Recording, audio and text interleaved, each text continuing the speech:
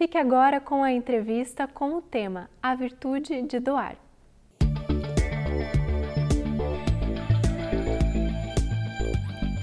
Olá, que bom que você está conosco, seja muito bem-vindo, seja muito bem-vinda. Nós temos aqui hoje a presença, mais uma vez, de Marcelo Garcia Collin. Marcelo, seja bem-vindo também. Obrigado pela oportunidade de estar de novo com os nossos ouvintes e telespectadores. Oi, Marcelo, hoje você traz um tema dos mais importantes, a virtude de doar. Vamos ver se doar é uma virtude. E eu já gostaria de fazer uma pergunta que é impactante, né? Você mesmo propôs essa reflexão, né? Qual é o elemento mais importante para a felicidade do homem na Terra? Se é que é possível ser feliz? É possível, sim, é possível a gente ser feliz na Terra. Talvez para a gente pensar no elemento mais importante para a nossa felicidade, a gente deva pensar nas coisas que mais nos tiram a felicidade quando a gente está aqui. E se a gente parar para pensar no nosso dia, as coisas que mais nos aborrecem, as coisas que mais nos dificultam, são situações com as quais a gente não sabe lidar. Ao contrário, as coisas que mais nos gratificam, o que mais nos deixa sentindo bem, é quando a gente consegue usar o nosso poder, a nossa potência, para resolver alguma coisa. Então, tentando analisar dessa maneira, quando eu estou diante de um grande desafio e não sei como lidar com ele, aquilo é um motivo de aflição. Não saber o que fazer é um dos maiores motivos de aflição, de infelicidade para o ser humano. E quando a gente já está bem letrado e sabe exatamente o que fazer, daí esse mesmo desafio se torna uma coisa super estimulante, que eu vou poder colocar em prática tudo aquilo que eu vim treinando, tudo aquilo que eu vim aprendendo a fazer. Então, se a gente for pensar assim, o atleta de alta performance, ele quer enfrentar outros atletas de alta performance, ele não quer competir em situações nas quais ele vai jogar com pessoas que não sabem as regras daquele jogo, porque ele quer usar o potencial que ele desenvolveu. Então, pensando nos desafios que nós enfrentamos todos os dias, o que mais nos garante que nós não vamos ficar aflitos, porque as dificuldades sempre estarão lá. Às vezes nós temos essa ilusão de que um dia a gente vai ser feliz porque a gente não vai ter mais dificuldade na nossa vida, não é assim. A nossa felicidade virá no dia em que a gente conseguir dar conta de todos os desafios e dificuldades que existem na nossa vida. E o que a gente precisa para dar conta dos nossos desafios e dificuldades é ter virtude. Então veja que, para dar um exemplo só, se eu tenho uma situação lá que eu enfrento uma fila no banco, alguém corta a fila e acontece não sei o quê, e eu me sinto injustiçado e tudo mais. Isso quase não acontece no dia a dia também, né? Vamos pensar uma coisa hipotética mesmo, uma coisa talvez que em outra cidade não seja frequente. Em Curitiba não tem dessas coisas, mas talvez um dos que está vendo no interior o programa sinta essa dificuldade no seu dia a dia. E a pessoa perde a paciência com aquilo. Fica estressado, às vezes grita, se altera, cria uma situação que depois ele fica com aquele remorso, aquele sofrimento, aquela dificuldade. Porque não tinha a virtude. Se ele tivesse a virtude necessária para lidar com aquela situação, e várias virtudes eram necessárias. Assertividade para colocar para a pessoa que estava lá se aproveitando da situação que não era aquele o jeito de fazer. Paciência mesmo. Tolerância com as imperfeições que os outros têm. Então, são várias virtudes que faltaram e fizeram com que você se afligisse naquela situação. Se você tivesse todas essas virtudes, você não teria tido esse problema e talvez tivesse conseguido resolver o problema para outras pessoas. E quão gostoso é chegar em casa dizendo assim, hoje eu consegui fazer as coisas bem, fazer as coisas certo. Então, cada vez que uma aflição nos alcança, esses sofrimentos da vida, certamente eles mostram para nós campos onde a gente pode melhorar e crescer em termos de virtude. Então, a conquista da virtude é o caminho para a felicidade. Quanto mais virtudes a gente tem, menos razões para ser infelizes nós vamos ter na nossa caminhada. E as virtudes são uma conquista permanente, porque as coisas materiais a gente perde no dia a dia. Agora, a virtude, uma vez desenvolvida, não existe assim, perdi a paciência. Você não tinha paciência suficiente para lidar e a situação mostrou o limite que você tinha de paciência, né? Então, quando você tem, você não perde mais essas coisas.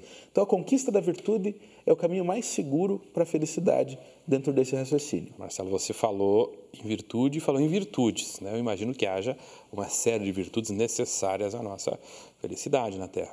Há uma que seja mais importante? Todas as virtudes são importantes, isso não resta dúvida. Essa classificação de quais são as virtudes, quantas são as virtudes, vai depender do filósofo, do pensador, da pessoa que tentou sistematizar a ideia. Mas nós temos muitas virtudes. Como a gente é afeiçoado ao entendimento da doutrina espírita, se a gente for buscar, tem essa questão no Livro dos Espíritos. Questão 893. O Livro dos Espíritos é a primeira obra da doutrina espírita que Kardec traz para nós com perguntas e respostas. E Kardec se atinou para perguntar isso. Qual a mais meritória de todas as virtudes? E os Espíritos começam dizendo que todas as virtudes têm o seu contributo para o progresso do ser humano, mas vai dizer que a mais meritória é aquela que se assenta sobre o sacrifício do interesse pessoal sem intenção oculta. É aquela que se aproxima da mais legítima forma de caridade. Então, essa virtude que nós podemos chamar de abnegação, né? Negar a si mesmo, negar o próprio interesse em favor do interesse do outro, não é uma abnegação vã também. Não é eu vou me negar por me negar, vou me negar aqui enquanto ninguém está vendo e não posso fazer bem a ninguém. É o negar o seu interesse para poder socorrer uma necessidade de outra pessoa. Minha necessidade fica de lado para eu poder atender a necessidade do outro. Então, a virtude mais importante é aprender a se entregar, aprender a se doar para outra pessoa, aprender a dar daquilo que você tenha de melhor para outra pessoa que cruza o seu caminho. Essa é a mais importante, a raiz de todas as outras virtudes. Parece, eu ouvi, né, numa das cartas que Paulo de Tarso, o apóstolo, que foi quem levou o cristianismo para além das fronteiras de Israel, a carta aos Coríntios, né, comunidade grega, que existe uma virtude que é a mais excelente de todas. Parece que ele andou falando sobre isso, né, Marcelo? E a gente vai fazer um intervalo, e se possível, depois do intervalo, eu gostaria de que você nos falasse a respeito. Primeiro, se procede essa informação que eu estou dando, né, e de onde Paulo retira isso. Né? Então, fique conosco que a gente já volta. Iremos para um breve intervalo e logo voltaremos com a entrevista. Não saia daí.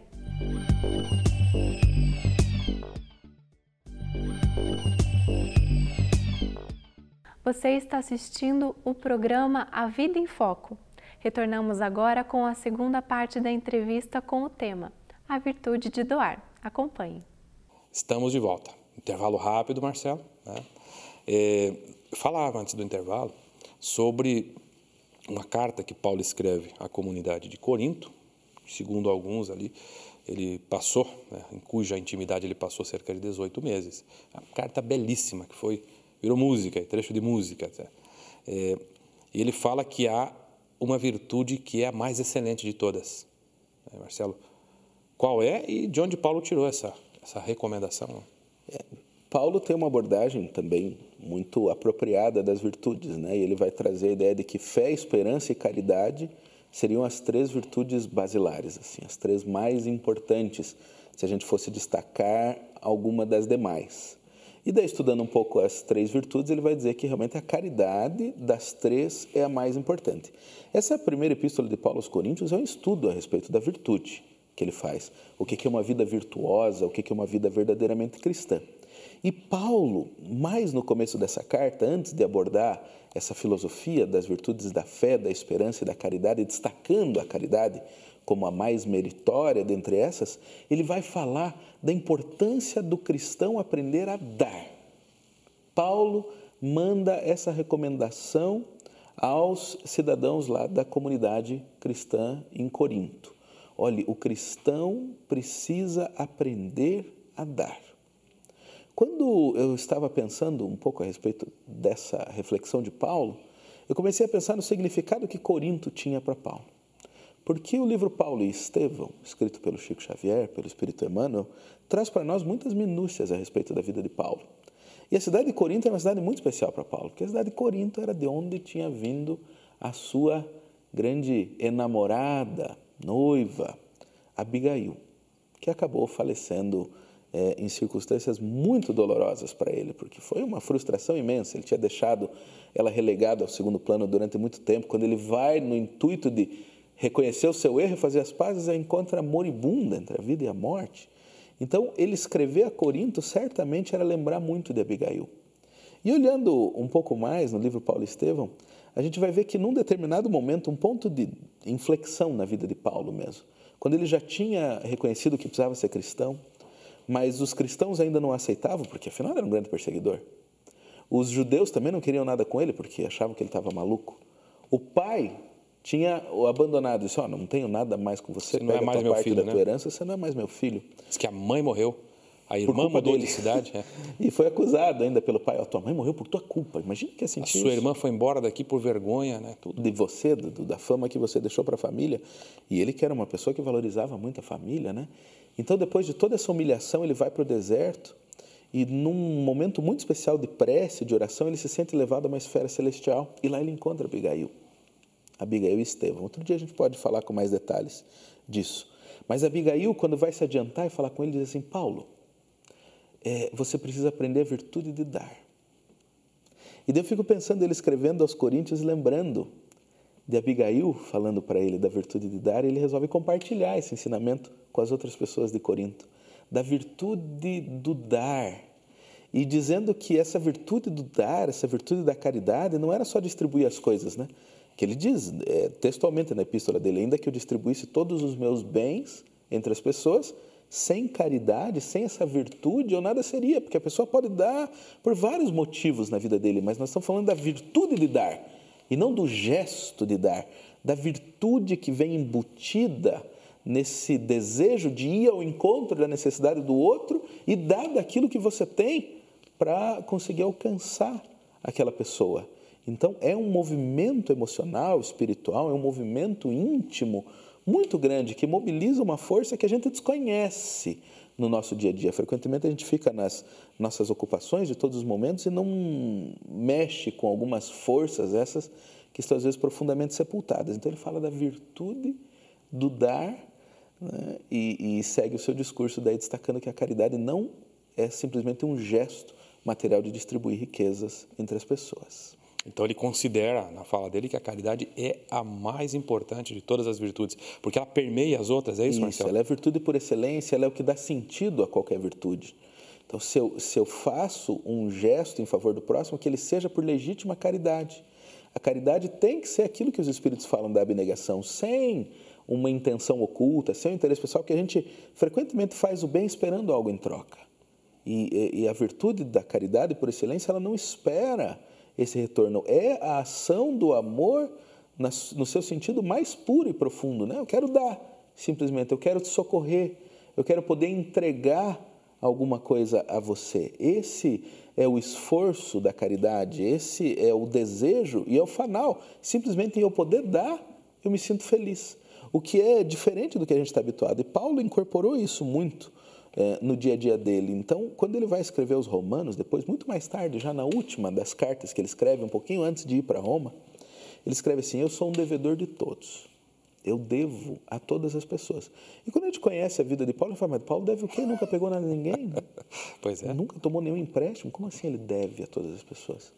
E é Emmanuel que vai esclarecer isso no livro Caminho, Verdade e Vida, quando trata justamente desse versículo da carta de Paulo aos Romanos, dizendo assim, primeiro, Paulo estava falando que ele devia, porque ele tinha um dever.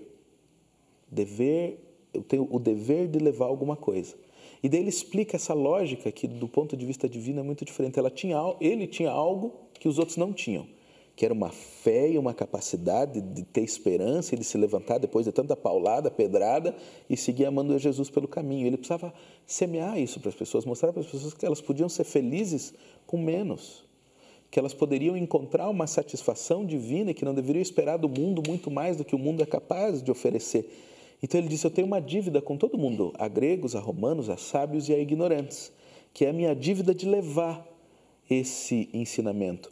Então, Paulo ali apresenta uma outra lógica para as dívidas, porque normalmente eu devo para quem tem mais do que eu, né?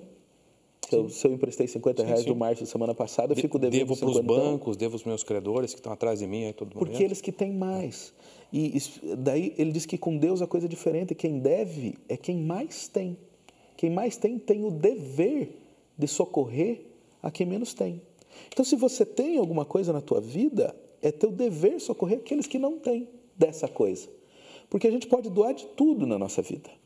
Quando a gente pensa em doação, não devemos limitar as coisas materiais de doar uma roupa, um pão, uma comida, comprar um remédio e ao socorro do corpo e da vida material das pessoas, mas nós podemos ir além e ao socorro de levar a fé, esperança, caridade, alento, esclarecimento, fraternidade, harmonização, tranquilidade, tantas coisas mais importantes que a gente precisa aprender a levar para as pessoas, a doar, a entregar para as pessoas nesse caminho, e daí a gente vai encontrando uma felicidade diferente.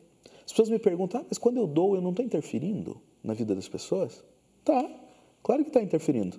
Quando você doa, você está interferindo. Quando você não doa, você também está interferindo. Mas quando você doa, você está querendo fazer uma intervenção em favor da pessoa. Daí as pessoas perguntam, mas eu não estaria interferindo com os planos de Deus? Claro que não. Quem é você para interferir com os planos de Deus? Você acha que é mais forte do que Deus para resolver as coisas? Então Deus te colocou ali com um recurso que o outro não tem para que você dê. Olha a oportunidade, Deus te dá o recurso e te dá a oportunidade de entregar esse recurso. Então essa é a beleza das concessões e misericórdias divinas, e esse deve ser o esforço de todo cristão. Marcelo, muito obrigado. Está aí, né? Uma belíssima recomendação terapêutica, né, para a felicidade nesses dias tão desafiadores. Obrigado por sua presença, Marcelo, mais uma vez. Obrigado a todos. E a você que nos acompanhou, a nossa gratidão em nome de todos que trabalham para que esse programa chegue até você. Fique conosco, porque ainda temos mais 2 quadros. Muito obrigado.